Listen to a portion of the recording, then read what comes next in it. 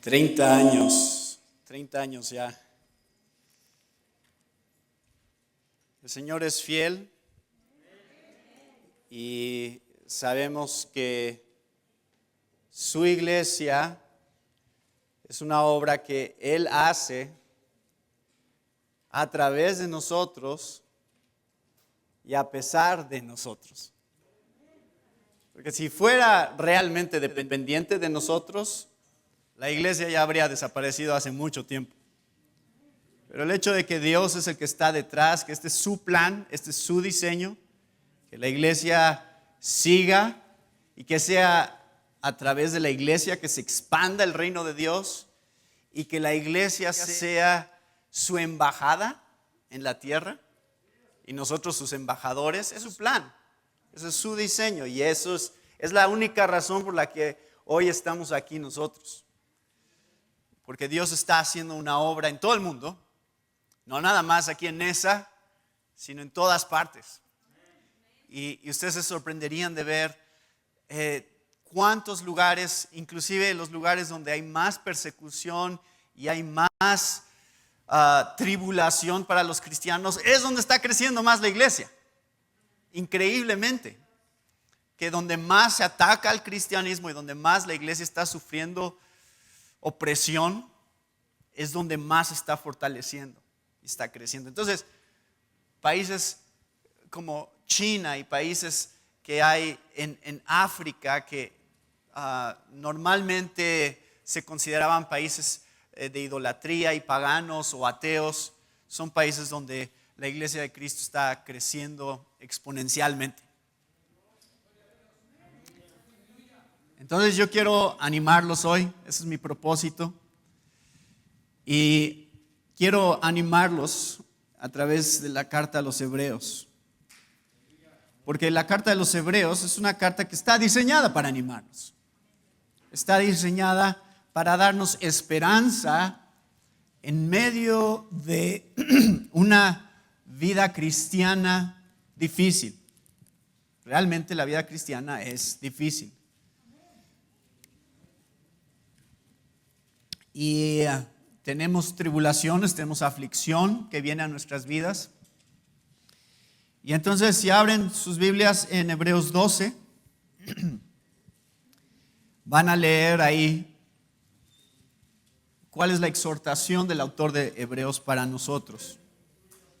Después de habernos dado todo el capítulo 11, ustedes lo conocen probablemente, este capítulo 11, una lista de personajes del Antiguo Testamento, especialmente que son personas que fueron fieles hasta el final.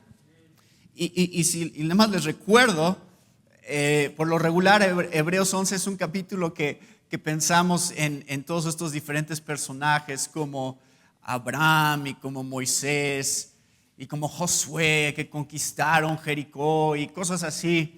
Pero recuerden cómo termina realmente la lista. En el versículo 35, las mujeres recibieron sus muertos mediante la resurrección, mas otros fueron atormentados, no aceptando el rescate a fin de obtener mejor resurrección. Otros experimentaron vituperios y azotes, y a más de esto, prisiones y cárceles. Fueron apedreados, aserrados, puestos a prueba, muertos a filo de espada. Anduvieron de acá para allá, cubiertos de pieles de ovejas y de cabras, pobres, angustiados, maltratados. Por si creen que la vida cristiana es fácil, y por si creen que la fe solamente lleva al tipo de victorias que queremos tener todo el tiempo, estos también son ejemplos de fe, de los cuales el mundo no era digno. Bueno, capítulo 12. Por tanto, nosotros también, teniendo en derredor nuestro tan grande nube de testigos, despojémonos de todo peso y del pecado que nos asedia y corramos con paciencia la carrera que tenemos por delante. Puestos los ojos en Jesús, el autor y consumador de la fe, el cual por el gozo puesto delante de él sufrió la cruz, menospreciando el oprobio, y se sentó a la diestra del trono de Dios.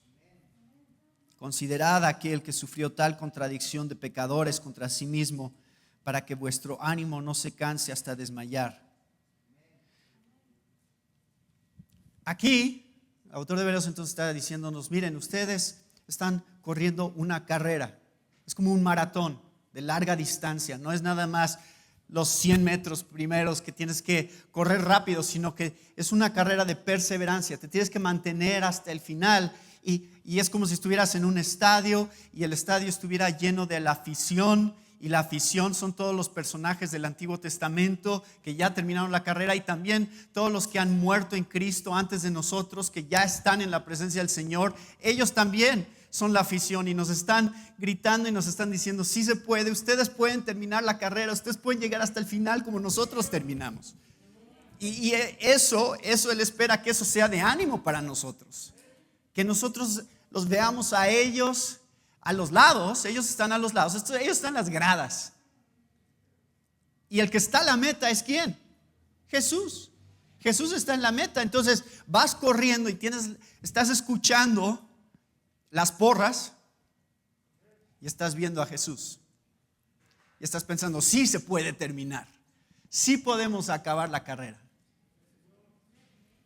¿Por qué? Porque Jesús ya acabó por nosotros.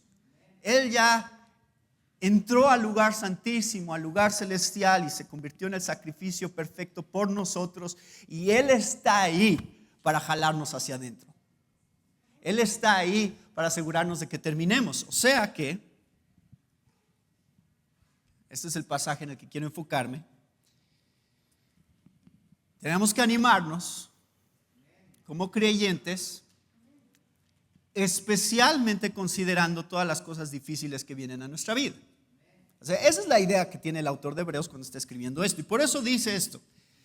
Dice el versículo 4: porque aún no habéis resistido hasta la sangre, combatiendo contra el pecado, y habéis ya olvidado la exhortación que como a hijos se os dirige, diciendo, hijo mío, no menosprecies la disciplina del Señor, ni desmayes cuando eres reprendido por Él, porque el Señor al que ama disciplina y azota a todo el que recibe por hijo. Si soportáis la disciplina, Dios os trata como a hijos. Porque ¿qué hijo es aquel a quien el Padre no disciplina? Pero si se os deja sin disciplina, de la cual todos han sido participantes, entonces sois bastardos y no hijos. Por otra parte, tuvimos a nuestros padres terrenales que nos disciplinaban y los venerábamos. ¿Por qué no obedeceremos mucho mejor al Padre de los Espíritus y viviremos? Y aquellos ciertamente por pocos días nos disciplinaban como a ellos les parecía, pero para lo que nos es provechoso, para que participemos de su santidad. Es verdad que ninguna disciplina al presente parece ser causa de gozo, sino de tristeza. Pero después da fruto apacible de justicia a los que en ella han sido ejercitados. Por lo cual, levantad las manos caídas y las rodillas paralizadas, y haced sendas derechas para vuestros pies, para que lo cojo no se salga del camino, sino que sea sanado.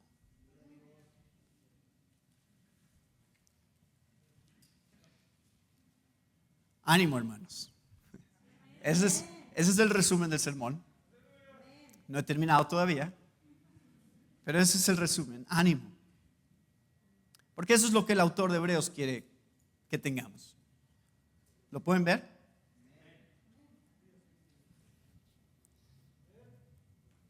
Primeramente nos dice, y estas son las ideas que va a tratar de mostrarnos acerca de la disciplina. Primero nos dice, miren, yo sé que ustedes han sufrido. De hecho, capítulo 10, si van al capítulo 10, versículo 32 dice, pero traed a la memoria los días pasados, en los cuales después de haber sido iluminados, sostuvisteis gran combate de padecimientos. Por una parte, ciertamente con vituperios y tribulaciones fuisteis hechos espectáculo, y por otra, llegasteis a ser compañeros de los que estaban en una situación semejante. porque de los presos también os compadecisteis, y el despojo de vuestros bienes sufristeis con gozo, sabiendo que tenéis en vosotros una mejor y perdurable herencia en los cielos. Bueno, estos hermanos a los que les está escribiendo, ¿qué habían pasado ya? Habían probablemente ido a visitar a otros cristianos que estaban en la cárcel, arriesgándose, porque el asociarse con ellos representaba que también ellos sufrieran persecución. Pero en ese tiempo, si tú estabas en la cárcel, dependías de otras personas para tu sustento. No era como las cárceles de hoy, donde les dan su comida y les dan todo lo que necesitan estando dentro de la cárcel. Gente tenía que irte a ver y darte cosas. Pero para los cristianos representaba un riesgo real y inminente el ir a visitar a estos cristianos, porque entonces los asociaban con ellos. Y aparentemente lo que había pasado es que habían ido a visitar cristianos a la cárcel, los habían ido a ayudar dándoles comida o ropa, lo que necesitaran, y entonces cuando los asociaron con ellos, fueron y saquearon sus casas. Y entonces regresaban, ya no había muebles adentro, ya no había nada. O a lo mejor habían quemado sus casas. No sabemos exactamente qué pasó, pero el autor de Hebreos describe esa situación. Dice, ustedes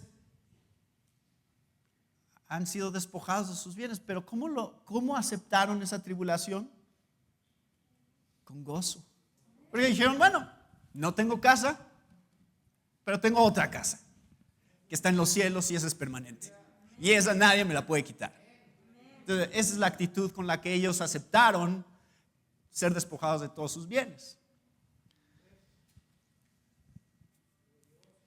Y les dice, versículo 4, pero por si creen que realmente lo que ustedes han sufrido es mucho, piensen esto: Jesús sufrió hasta la muerte. Ustedes no han muerto todavía por causa del evangelio. Sí les quitaron sus bienes, pero todavía no los han matado. ¿Y saben qué es lo normal para un cristiano en la historia de la iglesia? Lo normal: que muera por su fe. Eso es lo normal. Ustedes están viviendo una excepción aquí. Estoy seguro que tienen oposición y que hay gente que se burla de ustedes y que hay, pues sí, ciertos ataques. Pero la verdad, la tenemos bastante bien aquí como cristianos. No estén tan seguros de que eso es algo bueno. A veces no es tan bueno. La comodidad, como vamos a ver en este pasaje, no es algo necesariamente que debemos de anhelar. Pero el autor de Hebreos nos advierte y nos dice, miren, la verdad es que a veces somos un poco exagerados en nuestras quejas, ¿no es cierto? Ay, pobre de mí, cómo sufro como cristiano. Puse un versículo en mi Facebook y alguien dijo que no le gustó.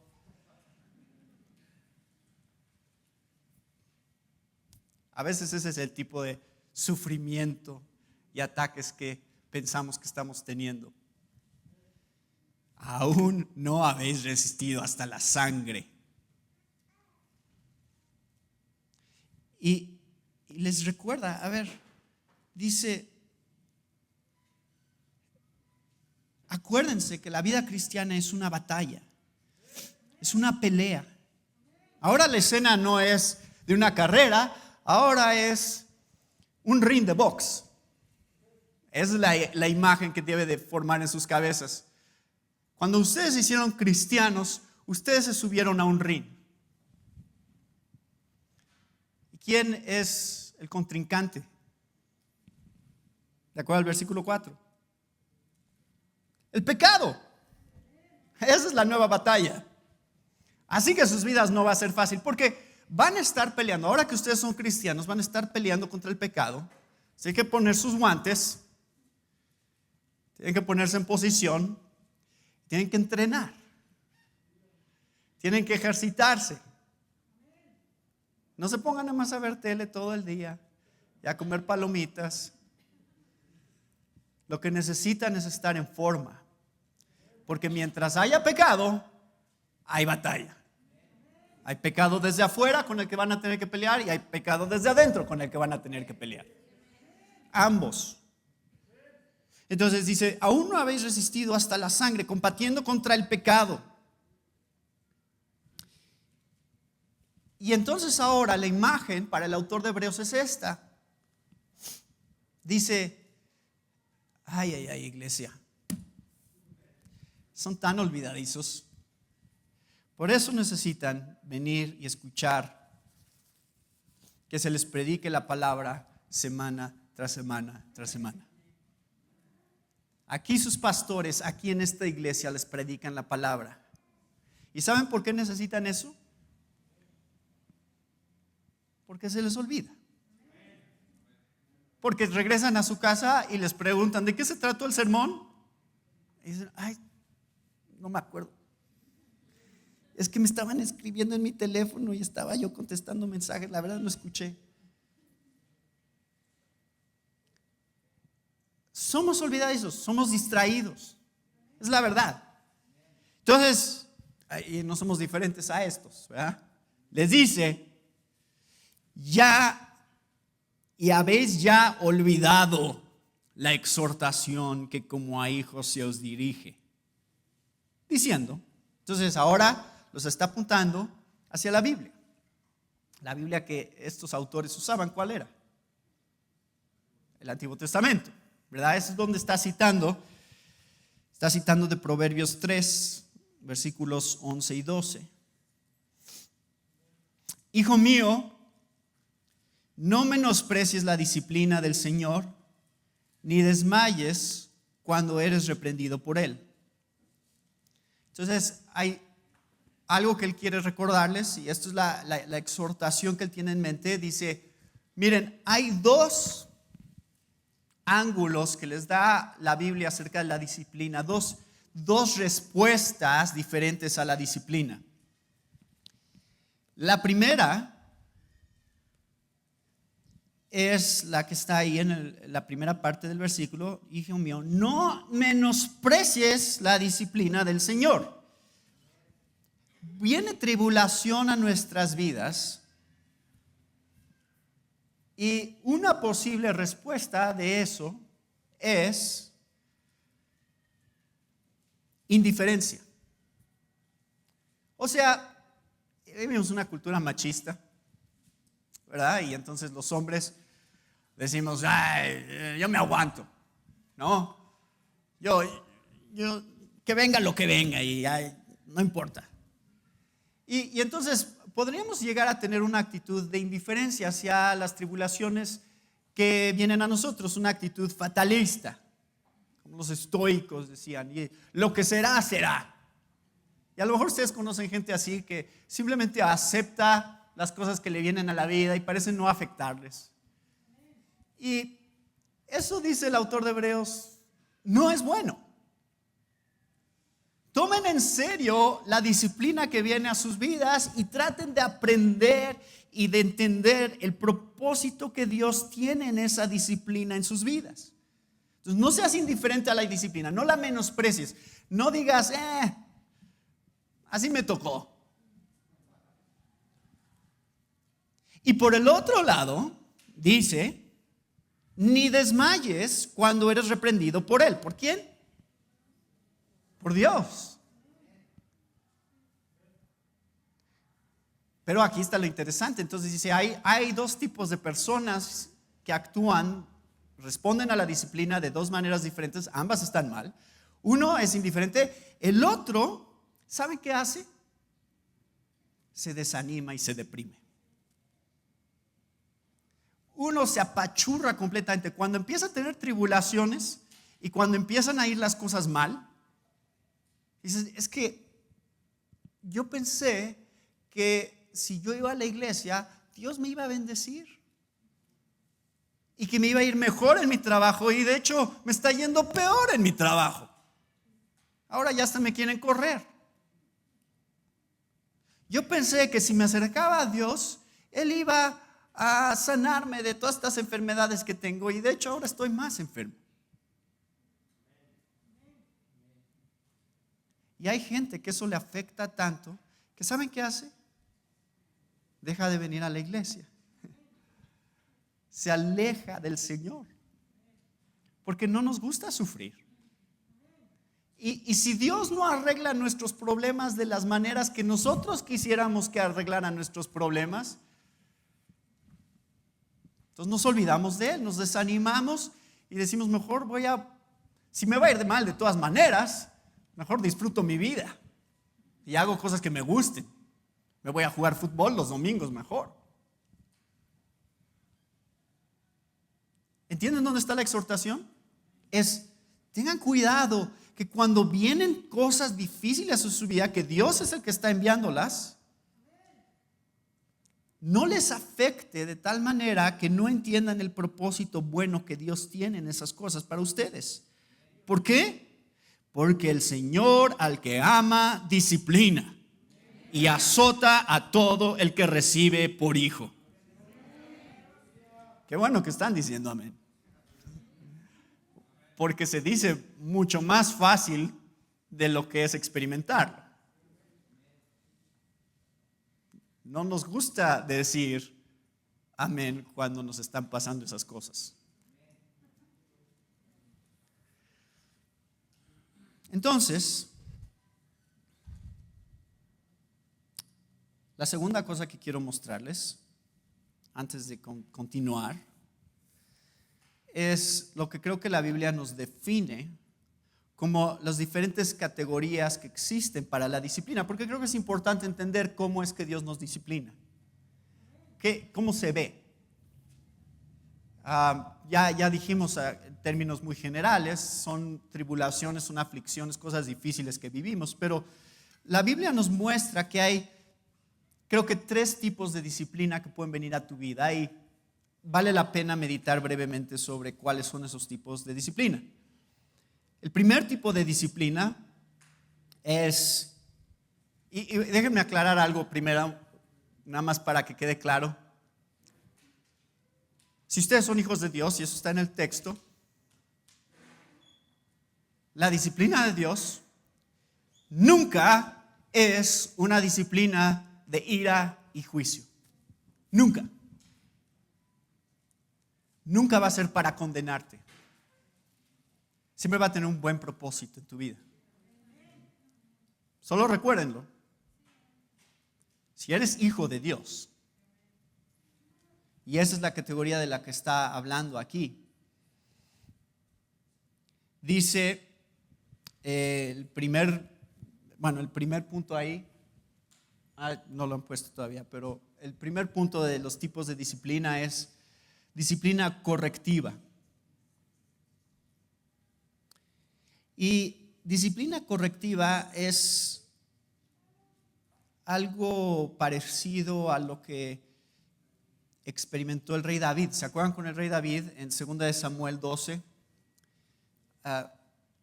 Él había pecado en adulterio con Betsabé y había mandado a matar a Urías básicamente. Y cuando él es confrontado, se arrepiente de su pecado, pero Dios le dice, todavía va a haber ciertas consecuencias de tu pecado, porque yo quiero que veas qué tan grave es el pecado. Entonces, aunque no todas las consecuencias, o sea, David merecía morir ahí en ese momento, realmente eso era lo que merecía. Si Dios fuera completamente, hiciera un juicio completo sobre nuestro pecado, ninguno de nosotros estaría aquí. Pero sí nos permite Dios experimentar ciertas consecuencias de nuestro pecado, como le permitió a David experimentar, de tal manera que murió su hijo que iba a tener, y luego también se dividió su reino y tuvo un montón de conflictos internos con sus hijos y en su reino en general, que fueron muy complicados para David. Y cada uno de ustedes puede pensar en tonterías que han hecho, ¿verdad? Que dicen, ay, ¿por qué hice eso?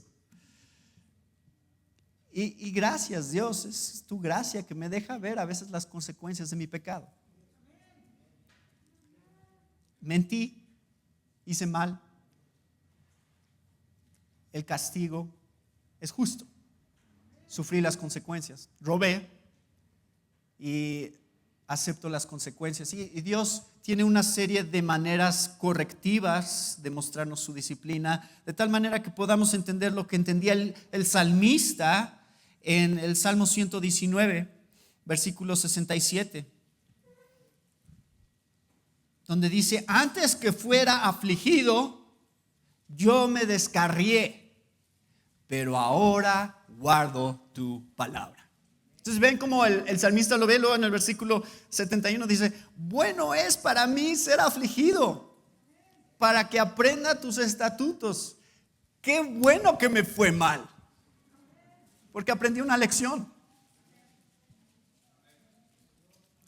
C.S. Lewis es un autor que escribió un libro que se llama El problema del dolor. Y en ese libro él escribe: Dios nos susurra en nuestros placeres, nos habla en nuestra conciencia, pero grita en nuestro dolor. Es su megáfono para despertar a un mundo sordo. El dolor es bueno, hermanos. Dios lo usa para corregirnos. Número 2, disciplina preventiva. Entonces tenemos disciplina correctiva, luego tenemos disciplina preventiva. Ahora, disciplina preventiva es cuando tú te adelantas a algo y antes de que suceda, tú haces ciertas cosas para proteger. Entonces, tienes a tu hijito de 3 años que todavía no sabe cruzarse la calle. ¿Y qué haces si ves que se está preparando para cruzar la calle? No le dices: ay, no te vayas a cruzar, hazme caso. Oh, le gritas. Y si es necesario lo agarras y lo jalas, porque no quieres que se cruce y no le vas a dejar cruzarse. Esa es disciplina preventiva. Simplemente nuestro panorama no es suficientemente amplio para darnos cuenta de todas las posibilidades de dónde hubiéramos ido si Dios no hubiera puesto ciertas cosas en nuestro camino para estorbarnos o para afligirnos. Por ejemplo, el apóstol Pablo, ¿se acuerdan del apóstol Pablo en 2 Corintios 12? Lo que dice acerca de un aguijón en la carne. ¿Para qué era ese aguijón? ¿Para evitar qué? Que el orgullo creciera demasiado en él. Esa es la razón. Dices: Dios me dijo: bástate mi gracia, porque mi poder se perfecciona en tu debilidad. Y si no fuera por ese aguijón, entonces yo me jactaría más de lo necesario. Dios me está protegiendo para que no me vaya en una dirección que no debo de ir. Es la gracia de Dios que se está manifestando cuando experimentas disciplina preventiva. Isaías 43, versículo 1 y 2 dice: mas ahora así dice el Señor tu creador, oh Jacob, y el que te formó, oh Israel: no temas, porque yo te he redimido, te he llamado por tu nombre, mío eres tú. Cuando pases por las aguas, yo estaré contigo, y si por los ríos, no te cubrirán. Cuando pases por el fuego, no te quemarás, ni la llama te abrazará. Ese es nuestro Dios, viendo todos los ángulos posibles y diciendo: sabes que no te va a gustar esto, pero aquí está para protegerte.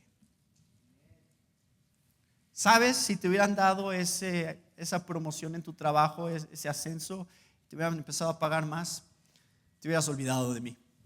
Así que no te lo van a dar. No te doy más dinero porque no debes de tener más dinero. O si te hubieras graduado en esa carrera, te hubieran contratado en un lugar donde yo sé lo que hubiera sucedido con tu vida, así que no te voy a dejar que te gradúes. O si te hubieras terminado casando con ese, sé lo que hubiera pasado con tu vida espiritual. Así que te rompió el corazón para que no se terminaran casando.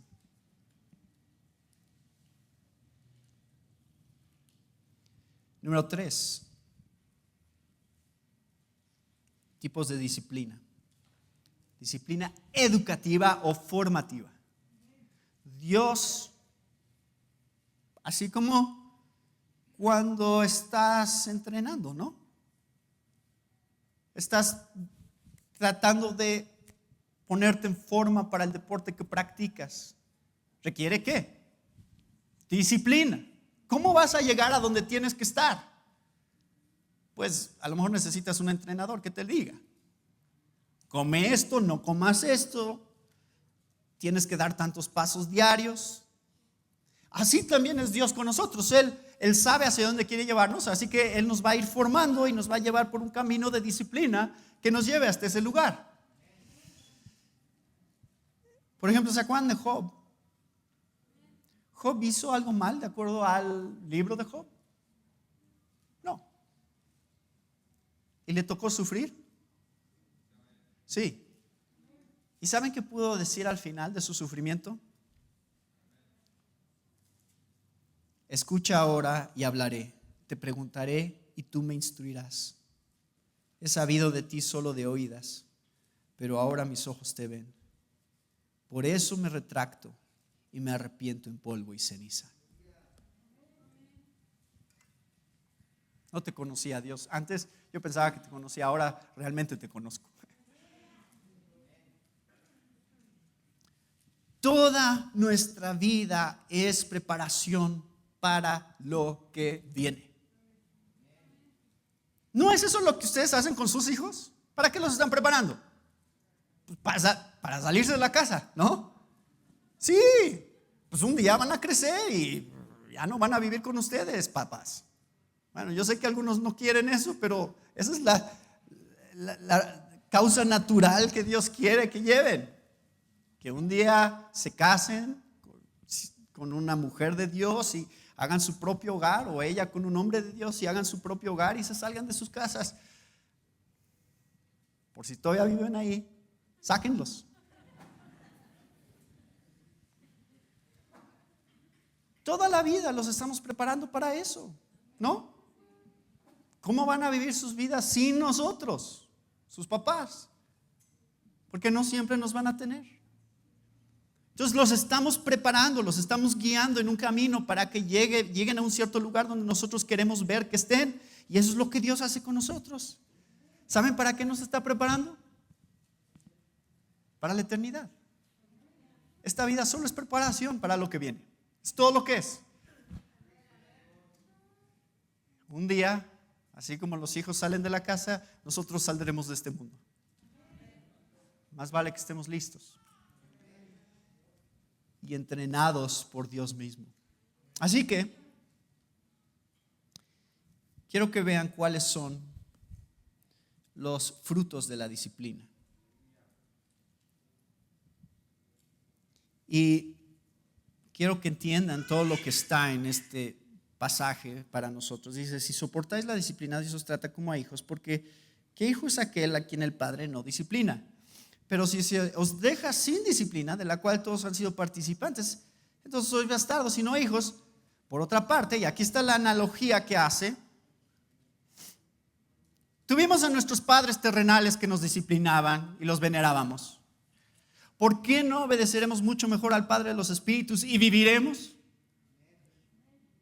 Y aquellos ciertamente por pocos días nos disciplinaban como a ellos les parecía, pero para lo que nos es provechoso, para que participemos de su santidad.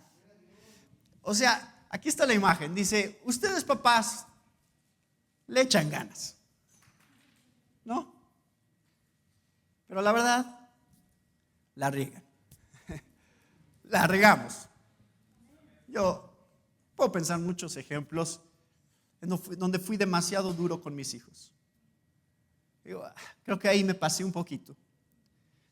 También puedo pensar en muchos ejemplos donde fui demasiado permisivo con mis hijos.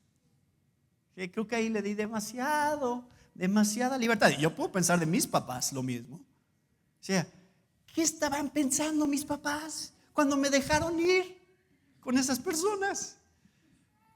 Ojalá y me hubieran dicho que no. ¿No es cierto? Podemos todos pensar en cosas que ojalá y nuestros padres hubieran sido más estrictos.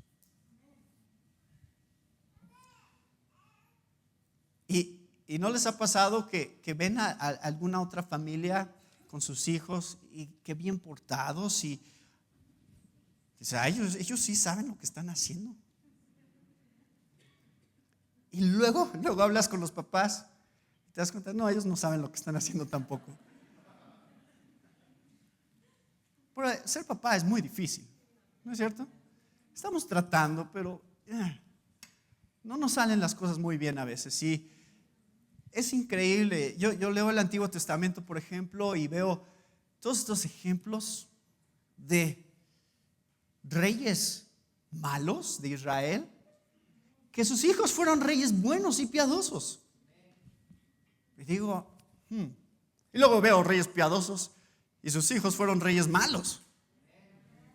Y digo, pues, ¿cómo está eso? Pues solo nos enseña qué tan poca influencia a veces podemos tener en sus vidas. Cómo tenemos que realmente encomendarlos en las manos de Dios. Dios es el que hace la obra en ellos. Y tratamos, ¿no? Sí tratamos de hacer lo correcto, pero estamos tan limitados a veces en nuestra capacidad como humanos caídos de saber exactamente cómo debe de funcionar la disciplina. Ven al rey David. ¿Creen que el rey David fue un buen papá? Leen las historias con sus hijos.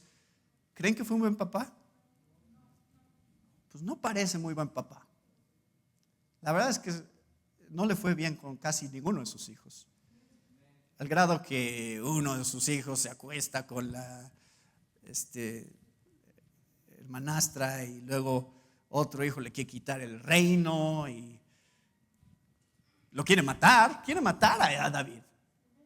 Y luego pero ¿se acuerdan cuando se muere su hijo, Absalón? ¿Qué hace David? Llora y dice, ojalá hubiera sido yo el que hubiera muerto. Porque los amamos. O sea, sí queremos lo mejor para ellos. Nos damos cuenta que somos malos padres, pero sí queremos lo mejor para ellos y sí los amamos con todo nuestro corazón.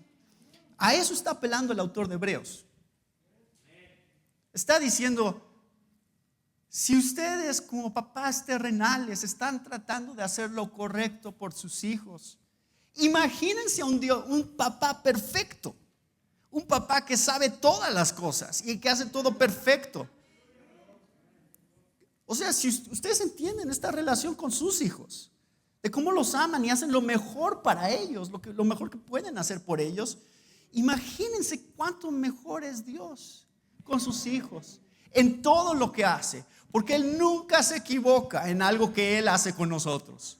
Él nunca es demasiado severo en algo que hace. Se le pasó la mano aquí, o dándonos demasiada libertad aquí. Se le pasó la mano de dejarnos hacer demasiadas cosas. No, Él sabe perfectamente cómo dirigirnos en el camino que Él quiere llevarnos. Y ustedes tienen que confiar en eso. Ustedes están preparando a sus hijos, los envían a la escuela, pues que para que tengan un trabajo. Pero eso es temporal. Dios nos está preparando ¿para qué? Para participar de su santidad. Eso sí vale la pena. Eso sí es algo que tiene que llenarnos de esperanza cuando estamos siendo afligidos. Porque Dios está usando estas cosas. Miren, en el mundo antiguo, ¿saben que en el mundo antiguo la falta de disciplina, esto no es tan obvio hoy, pero en el mundo antiguo era más obvio. La falta de disciplina era una señal de abandono, de rechazo. No te voy a disciplinar porque no me importas.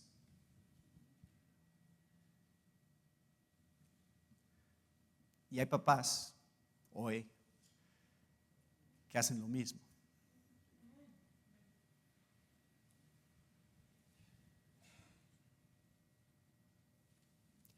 Pero cuando se trata de Dios, Él nos está mostrando, este es el primer fruto de la disciplina. ¿Qué es lo que nos está mostrando cuando nos disciplina? Amor. Entonces, ¿cuál es el primer fruto de ser disciplinados? ¿Qué es lo primero que debe causar gozo en nosotros cuando sufrimos. ¿Qué? De acuerdo a este autor, versículos 6 y 7 y 8. Soy hijo de Dios. Eso me llena de gozo. Estoy sufriendo y me estoy agarrando de Dios en medio de la disciplina. Eso significa que soy su hijo. Así que no me voy a deprimir, no voy a ser indiferente, me voy a gozar porque sé que esto es una garantía de lo que dice Juan 1:12. ¿Qué dice Juan 1:12? A los que creyeron en Él, a los que le recibieron, les dio potestad de ser. ¿Cómo sabes que eres hijo de Dios? ¿Saben? No todos son hijos de Dios. Hay gente que solo son criaturas de Dios, pero no hijos. Esta categoría de la que habla aquí son bastardos. No vayan a hacer evangelismo así necesariamente. Pero esa es la verdad. Si tú no has creído en el Hijo de Dios y has puesto tu confianza enteramente en Él y te has arrepentido de tus pecados, no eres hijo de Dios. No importa que creas que eres hijo de Dios. Porque mucha gente cree que es hijo. ¿Y saben qué es lo interesante? Que mucha de la gente que cree que son hijos de Dios, justamente creen que son hijos de Dios porque les va bien. ¿Nunca han escuchado eso? Pues es que Dios me ha de querer mucho porque mira cómo me está yendo en mi negocio. Está prosperando. Seguro soy hijo de Dios. Entonces, ponen las bendiciones de Dios como el equivalente de ser hijo. Ahora, sí, Dios da bendiciones, claro, y nos da muchas bendiciones y debemos de agradecer por ellas. Pero tenemos que darnos cuenta que las bendiciones que da Dios son bendiciones, como dice Mateo 5, de gracia común. Mateo 6, de gracia común. Él hace salir el sol sobre, sí, el final de Mateo 5, malos y buenos. Dios da cosas buenas a los que no son sus hijos también. Pero eso no debería de ser causa de gozo en realidad, porque eso es temporal. Algún día esas bendiciones se acabarán, porque serás confrontado con el juez. Y ahí la única pregunta que va a importar es: ¿qué hiciste con tu vida en relación a mi Hijo Jesucristo? Es la única pregunta importante el día que mueras. Entonces, ¿entienden? ¿Entienden esta dinámica? Es: tú sabes que eres hijo de Dios por cómo reaccionas cuando las cosas no van bien. Ahí es donde se ve la diferencia. Ahí es donde tú puedes tener la garantía y la seguridad que tienes algo más profundo y permanente debajo de tus pies, que es la roca, Cristo Jesús. Cayó el agua, ¿verdad? Subió el río. ¿Y cuál de las dos casas permaneció? O sea, en esa lección de Mateo 7, ¿cuál es la lección? Ambas casas experimentan inundación. O sea, la tribulación viene a ambos. La pregunta es: ¿en qué está edificada? ¿Sobre qué está? ¿Sobre qué estás parado? De tal manera que cuando las cosas ya no las tienes, salud, dinero, familia, amigos, lo que sea, tú todavía puedes decir: tengo todo lo que necesito. Esa es la diferencia entre los que conocemos a Cristo y los que no conocen a Cristo. Es simplemente cómo vemos las cosas de este mundo y las tribulaciones de este mundo. Entonces, el segundo fruto de la disciplina es: el primer fruto es la seguridad de la adopción, y el segundo fruto de la disciplina es la seguridad del gozo futuro. Y aquí está bien claro, dice: es verdad que ninguna disciplina al presente parece ser causa de gozo, sino de tristeza, pero después da fruto apacible de justicia a los que en ella han sido ejercitados.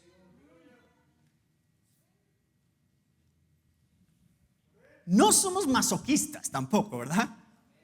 Ay, sí, me gusta sufrir. Hay como los que se van a la villa de rodillas. Entre más sufra, mejor, ¿no? No somos así, no es que nos gusta sufrir. Es que hay algo mejor que ese sufrimiento. No hay ninguna lágrima que tú derrames en esta vida que no será recompensada 1000 veces con gozo en la eternidad. De tal manera que vas a decir, todo valió la pena, todo. Porque este gozo supera tanto la aflicción que viví, porque mis 60, 70 años en este mundo. Intercambiar eso por la eternidad de un gozo inimaginable, sin pecado, sin tristeza, sin dolor, sin muerte. ¿Quién no hace ese intercambio? Yo sí. Señor, esta vida es como una neblina. Yo estoy listo para lo que venga, porque sé que la recompensa es increíble. No me la puedo ni siquiera imaginar. Es lo que Jesús mismo usó como motivación. ¿Se dan cuenta? ¿Por qué dice que Jesús sufrió la cruz? En el versículo 1 y 2. Jesús es el autor y consumador de la fe, el cual, ¿qué? El cual, por el gozo puesto delante de él, sufrió la cruz, menospreciando el oprobio, y se sentó a la diestra del trono de Dios. Es decir, Jesús vio la cruz y no se quedó viendo la cruz, sino vio lo que estaba después de la cruz. Y dijo, sí, lo voy a sufrir. ¿Por qué? Porque el gozo que está después, que es obtener para mí un pueblo y una nación santa de reyes y sacerdotes, que pueda disfrutar conmigo toda mi gloria por toda la eternidad, vale la pena. Lo voy a hacer porque hay un gozo inimaginable delante de esa cruz. Fue la motivación de Jesús. Así que esa debe ser tu motivación cuando viene aflicción a tu vida. Señor, considero que las aflicciones del tiempo presente no son comparables con la gloria venidera que nosotros ha de manifestarse. Somos como un hombre que va ahí, toma el pecero, ahí aquí afuera, el camión, y va rumbo al banco a cobrar un cheque de 100 millones de pesos porque se lo heredaron. Y ahí lo lleva en su bolsa, y en el camino lo asaltan y le quitan su cartera, pero el cheque no estaba en la cartera. ¿Saben qué había en la cartera? 20 pesos. Y entonces se deprime, porque dice, ay, me quitaron mis 20 pesos.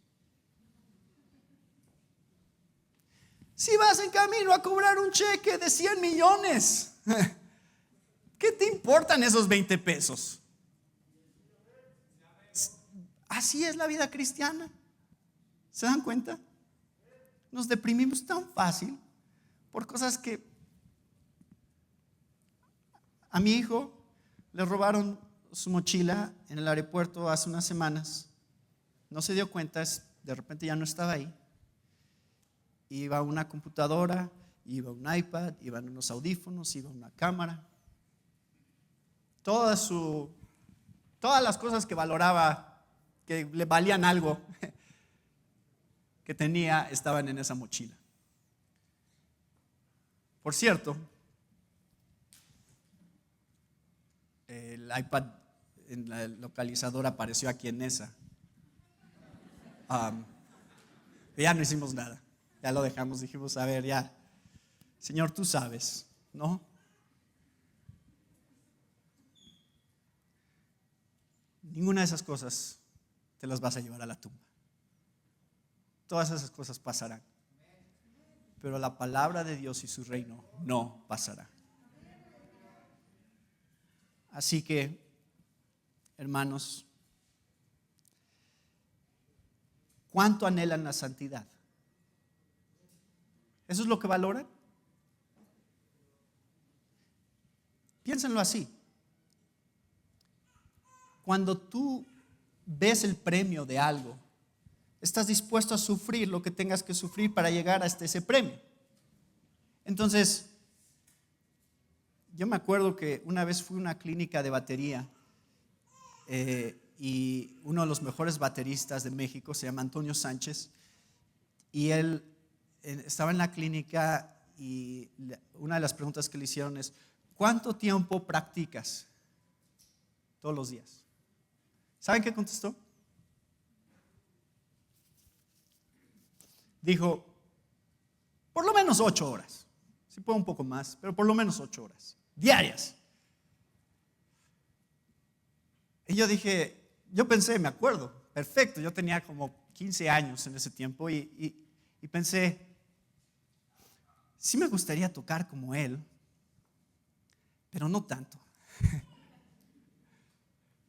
O sea, para practicar 8 horas diarias, estoy bien como estoy. ¿Por qué? Porque consideras el costo y dices, o sea, todos quisiéramos ser buenos en algo, ¿no? Pero pocos estamos dispuestos a hacer el sacrificio, lo que significa llegar a eso. Por eso la gente se inscribe a los gimnasios y luego dice, no estoy tan gordo, ¿no? Puedo vivir así. Y se dan por vencidos. ¿Por qué? Porque la meta no la anhelas tanto como crees. Pero aquí el autor de Hebreos dice, la disciplina es para nuestro provecho porque se trata de nuestra santidad. ¿Cuánto anhelas la santidad que Dios quiere desarrollar en ti? ¿Es realmente un tesoro? ¿Es algo que en tu corazón está ese deseo todos los días decir, Señor, moldéame a tu imagen, llévame en tu camino para que yo pueda reflejarte correctamente en este mundo? Esa es la oración de nuestro corazón. Si somos honestos, no lo es. Si somos honestos, se nos olvida qué tan importante es la santidad para Dios. Pero si nuestra oración diaria es, Señor, ayúdame a ser santificado, adivina qué va a venir a tu vida: disciplina. Y la vas a aceptar con gozo porque vas a decir, yo anhelo eso muchísimo. Anhelo poder ser un embajador digno del reino de Dios en este mundo. Así que, Señor, haz lo que tengas que hacer en mi vida.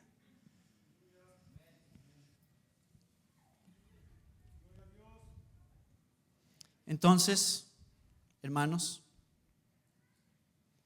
1 de Pedro 1:6 dice, en lo cual ustedes se regocijan grandemente, aunque ahora, por un poco de tiempo, si es necesario, sean afligidos con diversas pruebas, para que la prueba de la fe de ustedes, más preciosa que el oro que perece, aunque probado por fuego, sea hallada, que resulta en alabanza, gloria y honor en la revelación de Jesucristo, a quien sin haber visto, ustedes lo aman, y a quien ahora no ven, pero creen en Él y se regocijan grandemente con gozo inefable y lleno de gloria, obteniendo como resultado de su fe la salvación de sus almas.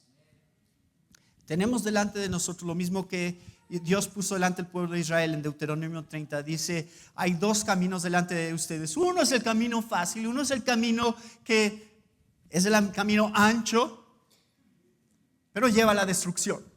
Entonces, ¿quieren lo fácil? ¿Lo cómodo? Ok, esa es su decisión, pero acuérdense que al final hay un juicio. ¿Quieren el camino angosto? Que va a ser difícil, pero al final hay salvación y hay gozo eterno. Es la otra opción. Estoy poniendo delante de ustedes los 2 caminos. ¿Cuál van a escoger? ¿Cuál va a ser el fruto de la tribulación en sus vidas? Los puede descalificar de la carrera si ustedes se dan por vencidos comprobando que no son hijos de Dios. O si son hijos, va a intensificar su enfoque y su dependencia en Cristo, quien es el autor y consumador de la fe. Gracias, Señor, por 30 años de la iglesia El Rey Ya Viene. Dale, Señor, la perseverancia y dales la actitud correcta hacia tu disciplina porque tú los amas como tus hijos. Que cada uno de mis hermanos aquí pueda entender esa verdad y pueda gozarse en ella día a día. Para que tú seas glorificado en nuestras vidas y en esta iglesia, al ver la gente que hay algo en nosotros que es diferente. Al ver que hay algo en nosotros que tiene una actitud diferente hacia la tribulación y hacia las aflicciones. Y al ver que el testimonio de cada uno de mis hermanos al compartir el evangelio es algo real en sus corazones. En tu nombre oramos, en nombre de Cristo Jesús. Amén.